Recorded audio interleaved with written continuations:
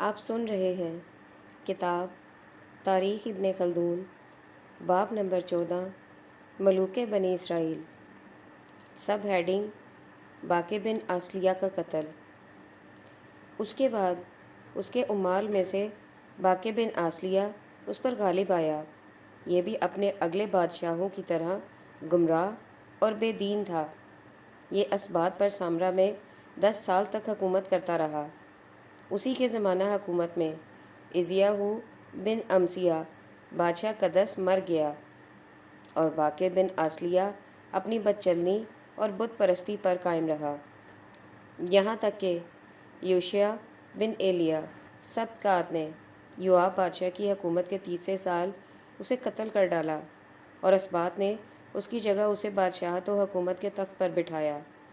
اس کی حکومت 7 برس تک رہی۔ اس کے زمانہ میں اس پر بادشاہ اسور اور موصل چڑھ آئے تھے، اور اسبات نے خراج دینا قبول کیا تھا۔ سب ہیڈنگ، ہویشیہ کی اسیری۔ کچھ عرصہ بعد ہویشیہ نے بادشاہ مصر سے اعانت طلب کی اور اس کی اطاعت قبول کرنے کی خواہش ظاہر کی۔ جب اس امر کی اطلاع بادشاہ موصل کو ہوئی تو اس نے اس پر حملہ کیا، اور 3 برس کے محاصرے کے بعد چوتھے سال سامرا کو فتح کر لیا، اور اپنی حکومت کے 9ویں برس ہویشیہ کو قید کر لیا، اور اسبات کے ہمراہ اسے موصل لے آیا۔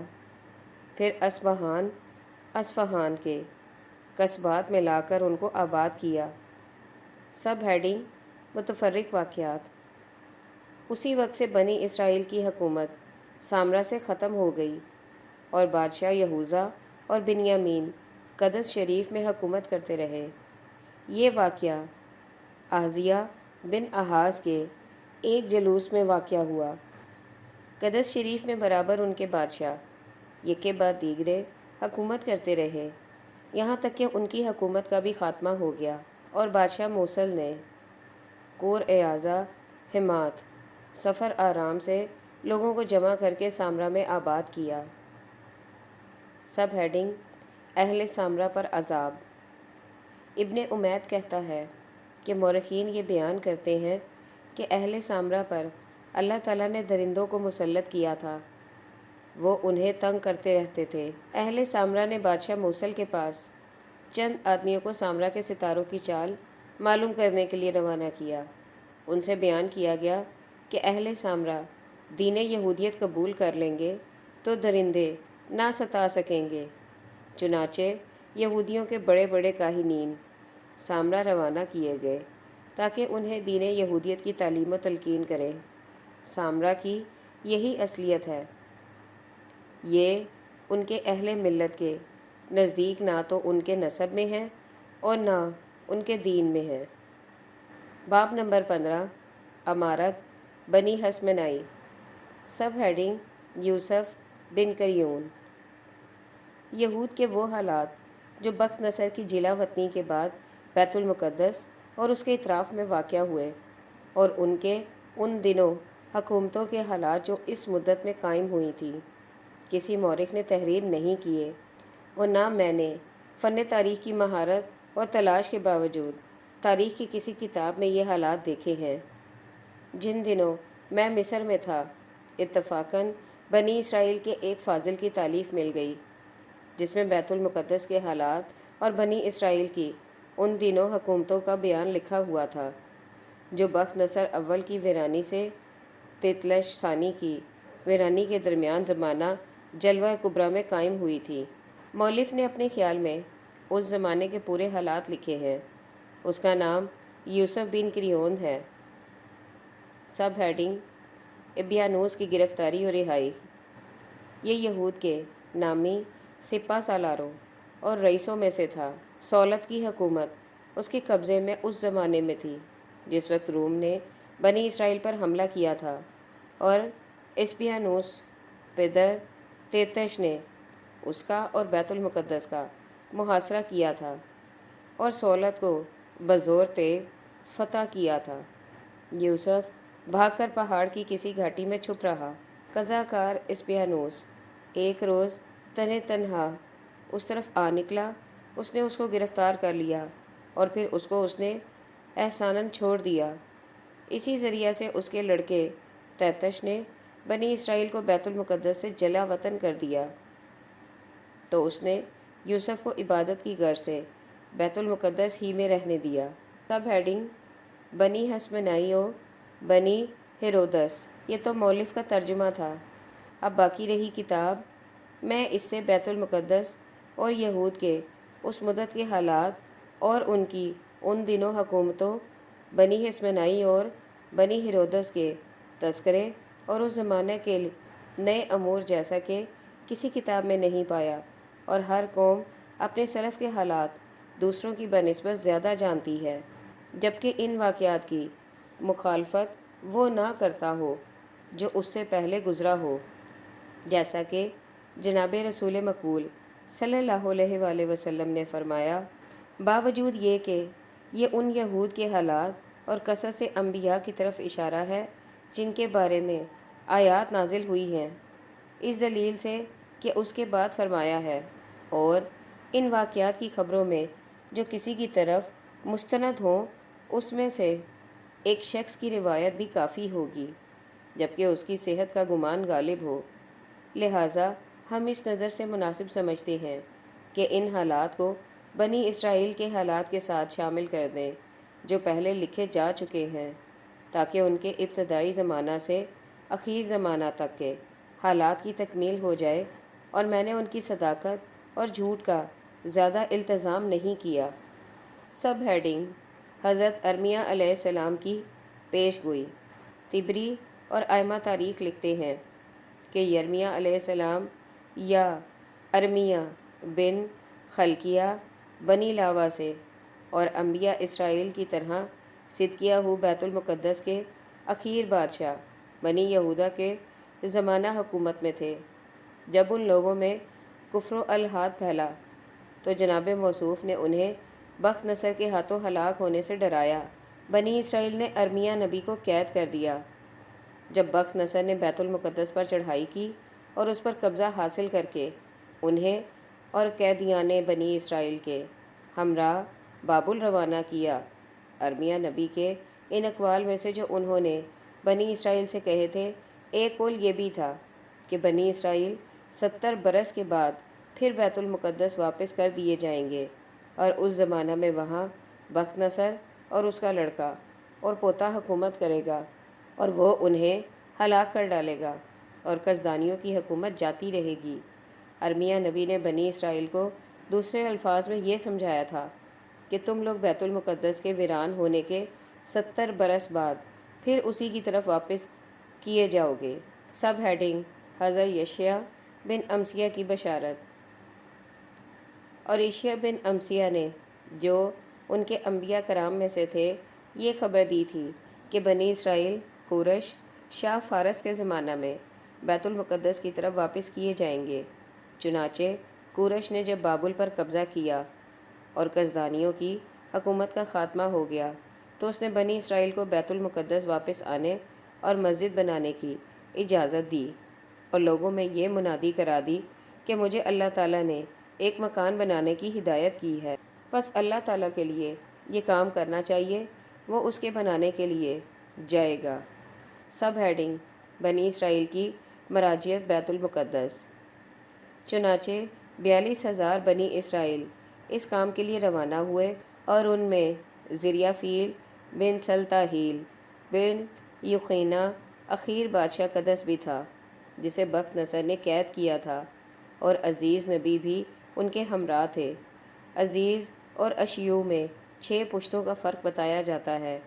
میں نے ان کے ناموں کی نقل پر اعتبار نہیں کیا، اس وجہ سے کہ ان میں رد و بدل کا گمان غالب تھا۔ بہرکیف کورش نے مسجد اقصیٰ کے برتن بھی لوٹا دیے، جو کثرت کی وجہ سے نہیں بیان کیے جا سکتے۔ ابن امید کہتا ہے کہ مسجد اقصیٰ کے 5,400 طلائی اور نقرئی برتن تھے۔ سب ہیڈنگ: بیت المقدس کی ازسر نو تعمیر۔ بنی اسرائیل نے بیت المقدس پہنچ کر کورش کی امداد سے بیت المقدس کی تعمیر شروع کی۔ ان کے قدیمی دشمن سامرا کے رہنے والے ان سے چھیڑ چھاڑ کرنے لگے، اور 70 برس کی مدت بھی پوری نہ ہوئی تھی، کیونکہ بیت المقدس کی ویرانی بخت نصر کی حکومت کے 18ویں برس ہوئی ہے، اور اس کی حکومت 45 برس رہی، اور اس کے لڑکے اور پوتے کا عہد حکومت 25 برس رہا۔ اس حساب سے 70 برس میں 18 برس کم ہوئے جو بیت المقدس کی ویرانی سے قبل کی حکومت کے گزر چکے تھے۔ سب ہیڈنگ: اہل سامرا کی تعمیر بیت المقدس میں مزاحمت۔ اہل سامرا بنی اسرائیل کو تعمیر قدس سے برابر روکتے رہے، یہاں تک کہ 18 برس کی بقیہ مدت ختم ہو گئی اور دارا شاہ فارس کی حکومت کا زمانہ آ گیا۔ اہل سامرا اس کی تعمیر رکوانے کی غرض سے دارا کے پاس گئے۔ دارا کے ارکان دولت نے عرض کیا کہ کورش نے بنی اسرائیل کو بیت المقدس کی تعمیر کی اجازت دی تھی۔ دارا نے بنی اسرائیل سے کوئی مزاحمت نہ کی، اور بنی اسرائیل نے دارا اول کی حکومت کے دوسرے برس اس کی تعمیر پوری کر لی۔ ان دنوں ان کے کاہن عزیز تھے۔ انہوں نے بیت المقدس واپس آنے کے دوسرے برس توریت کی تجدید کی۔ پھر زریہ فیل مر گیا، اس کی جگہ بہشمیاز کو بٹھایا، اور عزیز کے انتقال کے بعد شمون الصفا بنی ہارون کو ان کا نائب مقرر کیا۔ سب ہیڈنگ: بلتنسر بن بخت نصر۔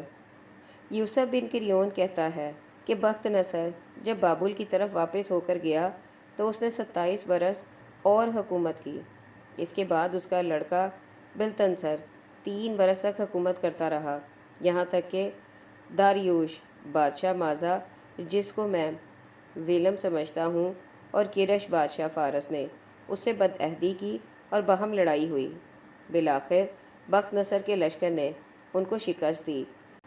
اس نے اس کامیابی کی خوشی میں ایک جشن شاہی منعقد کیا اور اپنے سرداران لشکر کو جمع کر کے بیت المقدس کے ان برتنوں میں انہیں شراب پلائی جنہیں اس کا باپ ہیکل سے اٹھا لایا تھا۔ اللہ تعالیٰ اس فعل پر ناراض ہوا۔ اس نے اسی وقت بچشم خود یہ دیکھا کہ ایک غیبی ہاتھ نے دیوار سے نکل کر کستانی خط میں دیوار پر چند کلمات لکھے۔ وہ کلمات عبرانیہ تھے۔ بلتنسر اور حاضرین یہ دیکھ کر سخت پریشان ہوئے اور دانیال نبی سے انتہائی منت و سماجت سے اس کا مطلب دریافت کیا۔ سب ہیڈنگ: بلتنسر کا قتل۔ ابن منبع کہتا ہے کہ دانیال حزقیل اصغر اور دانیال اکبر کی اولاد سے ہیں، اور انہوں نے ان کلمات کی تعبیر یہ فرمائی کہ یہ کلمات تجھے تیرے زوال ملک سے ڈراتے ہیں۔ اس کے معنی یہ ہیں کہ اللہ تعالیٰ نے تیری حکومت کے زمانے کو محصور کر دیا، اور اس نے تیرے اعمال کو تول لیا اور تیری قوم سے ملک چھین لینے کا حکم نافذ کیا۔ حکم الہی سے اسی رات کو بلتنسر مارا گیا۔ سب ہیڈنگ: کورش کا بنی اسرائیل سے حسن سلوک۔ اور جیسا کہ پہلے تحریر کیا ہے، کورش اور اس کی قوم ملک پر مستقل حکمران ہو گئی۔ جلا وطن بنی اسرائیل بیت المقدس واپس کر دیے گئے، اور انہیں کسدانیوں پر فتح یابی کے شکریہ میں اس کی عمارت کی تعمیر کے لیے مال و متاع دیا گیا۔ بنی اسرائیل خوشی کے ساتھ بیت المقدس کی طرف روانہ ہوئے۔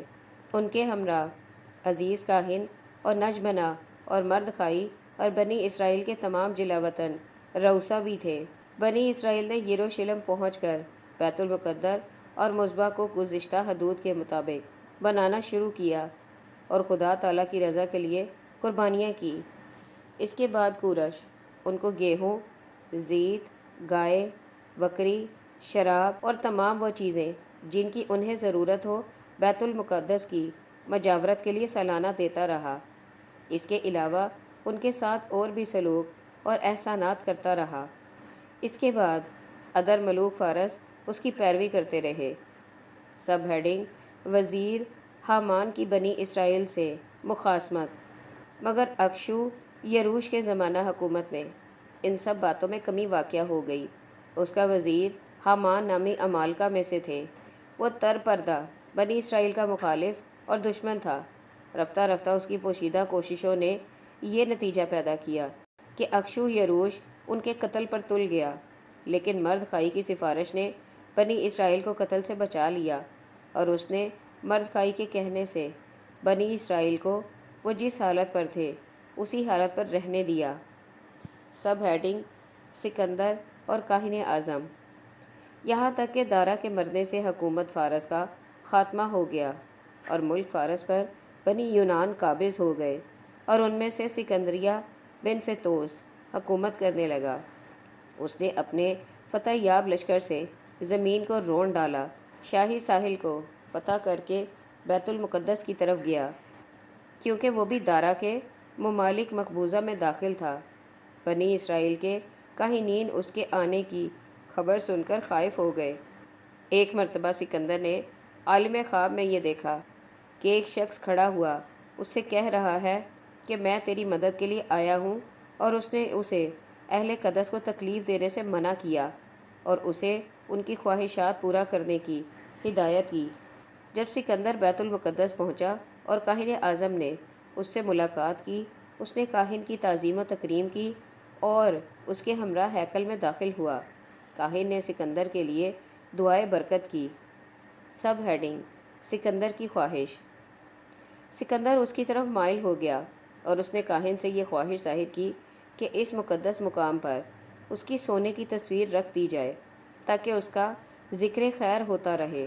کاہن نے کہا کہ یہ ہمارے مذہب میں ممنوع ہے، لیکن تو اپنی ہمت اور فیاضی قربان گاہ اور نمازیوں پر خرچ کر کہ وہ تیرے لیے دعا کرتے رہیں گے اور تیری یادگار قائم کرنے کی غرض سے اس سال جس قدر بچے بنی اسرائیل میں پیدا ہوں گے وہ سب تیرے نام سے موسوم ہوں گے۔ سکندر اس بات پر راضی ہو گیا۔ سب ہیڈنگ: سکندر کی بنی اسرائیل پر نوازشات۔ بنی اسرائیل نے بے انتہا مال دیا اور کاہن کو نہایت معقول معاوضہ دے کر دارا کی لڑائی کے بارے میں استخارہ کرنے کے لیے کہا۔ کاہن نے کہا، جاؤ تمہارا اللہ مددگار ہو۔ اس کے بعد سکندر بیت المقدس سے واپس ہوا اور اس کے اطراف و جوانب کو دیکھتا ہوا نابلس کی طرف گزرا اور سنبلات سامری سے جا کے ملا۔ اہل قدس نے اسے نکال دیا تھا۔ سنبلات نے سکندر کی دعوت کی اور تحفے ہدایہ دیے اور طویل برید میں ہیکل بنانے کی اجازت چاہی۔ سکندر نے اسے ہیکل بنانے کی اجازت دے دی۔ چنانچہ سنبلات نے ہیکل تیار کر کے اپنے داماد منشا کو اس کا کاہن مقرر کیا۔ یہودیوں کا یہ گمان ہے کہ توریت میں قول باری از اسما سے یہی ہیکل مراد ہے۔ یہودی اپنی عیدوں میں اس نئے ہیکل کی طرف جانے اور اس پر نظریں چڑھانے لگے۔ رفتہ رفتہ وہ عظیم الشان ہو گیا اور اہل بیت المقدس اس سے دب گئے، یہاں تک کہ ہرمایوز بن شمون بادشاہ اول بنی حسمنائی نے اسے ویران کیا۔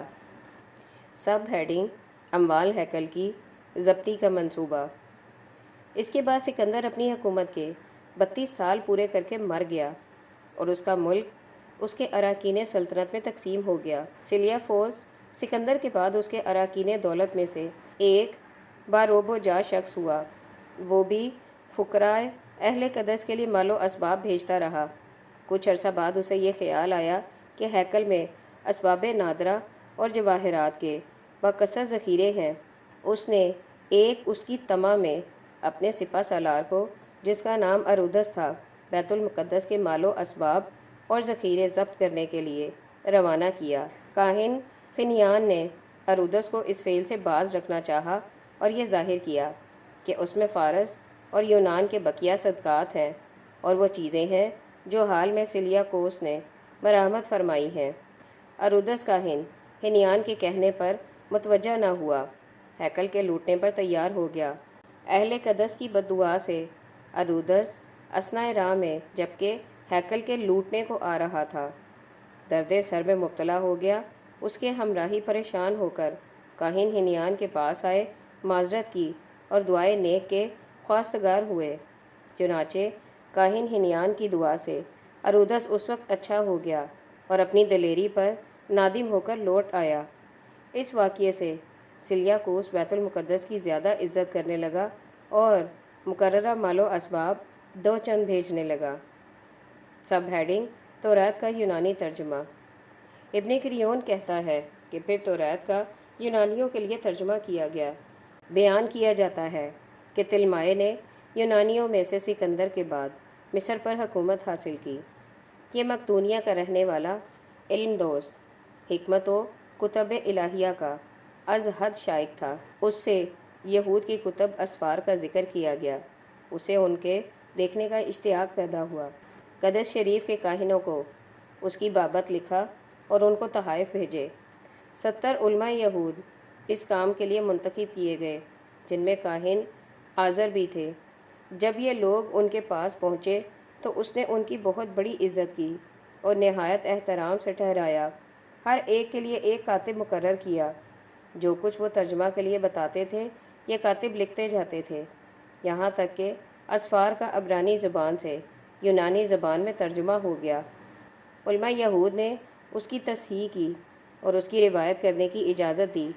طلمائے نے اس صلے میں تقریباً 1 لاکھ یہودیوں کو چھوڑ دیا جو مصر میں قید تھے، اور ایک سونے کا منبر بنوا کر اس پر سرزمین مصر اور نیل کا نقشہ بنوایا اور اسے جواہرات سے مرصع کر کے قدس شریف میں بطور نظر بھیج دیا، جو ہیکل میں امانتاً رکھ دیا گیا۔ سب ہیڈنگ: یہودیوں پر جبر و استبداد۔ پھر طلمائی والی مصر مر گیا اور الزیوخوش والی مقدونیہ انطاکیہ پر قابض ہو گیا۔ اس کے بعد مصر کی حکومت لے لی اور ملوک طوائف نے ارض عراق میں اس کی اطاعت قبول کی۔ اس وجہ سے اس کی حکومت کی بنا مضبوط ہو گئی اور اس کا رعب و داب بڑھ گیا۔ اس نے لوگوں کو بت پرستی کا حکم دیا اور اپنی شکل کا ایک بت بنوایا۔ یہودیوں نے اسے قبول کرنے سے انکار کیا۔ فتنہ پردازوں نے کہہ سن کر اسے یہودیوں کے خلاف ابھار دیا۔ چنانچہ الزیوخوش یہودیوں پر حملہ آور ہوا اور انہیں قتل اور گرفتار کرنے لگا۔ یہودی پہاڑوں اور بیابانوں کی جانب بھاگ گئے۔ الزیوخوش ان کی خون ریزی کے بعد لوٹا اور بیت المقدس میں اپنا ایک نائب کیلیوکوس نامی مقرر کیا اور اسے یہ حکم دیا کہ وہ یہودیوں کو بتوں کے سجدہ کرنے اور خنزیر، سور کھانے اور ترک اعمال سبت، سنیچر کے اعمال چھوڑنے اور ختنہ ترک کرنے پر مجبور کرے، اور جو شخص اس کی مخالفت کرے اسے سزائے موت دی جائے۔ اس نے ایسا ہی کیا، بلکہ اس سے زیادہ سختی اختیار کی، اور وہ گنڈے جو اس فتنہ کا باعث ہوئے تھے یہودیوں کے قتل و غارت پر دلیر ہو گئے۔ آزر کاہن کو قتل کر ڈالا، جس نے توراۃ کا یونانی میں ترجمہ کیا تھا، جبکہ اس نے بت کے سجدہ اور ان کے نام کی قربانی کھانے سے انکار کیا۔ سب ہیڈنگ: فلیکوس کی جنگ۔ جو لوگ پہاڑوں اور صحراؤں کی طرف بھاگ گئے تھے ان میں متیا بن یوحنا بن شمعون کاہن اعظم بھی موجود تھے، جو حشمنائی بن ہونیا بنی نوزاب نسل ہارون علیہ السلام سے معروف ہے۔ یہ مرد صالح اور شجاع و دلیر تھا۔ اپنی قوم کی تباہی و بربادی سے غم زدہ سنسان بیابان میں مقیم تھا۔ جب الزیوخوش بیت المقدس سے کوچ کر گیا تو اس نے یہود کو اپنے جائے مقام سے مطلع کیا اور انہیں یونانیوں پر حملہ کرنے کی ترغیب دی۔ یہود نے اس کے حکم کی تعمیل کی اور مستعد ہو گئے۔ فلیکوس سپہ سالار الزیوخوش یہ خبر پا کر اپنا لشکر لیے ہوئے متینہ کی گرفتاری کے لیے چلا۔ یہودا اور فلیکوس سے مقابلہ ہوا۔ فریقین نے جی توڑ کر داد مردانگی دی، مگر اس سے پہلے یہود کی کامیابی اور فلیکوس کی شکست کاتب تقدیر نے لکھ دی تھی۔ لڑائی کا میدان یہود کے ہاتھ رہا اور فلیکوس کا لشکر بھاگ نکلا۔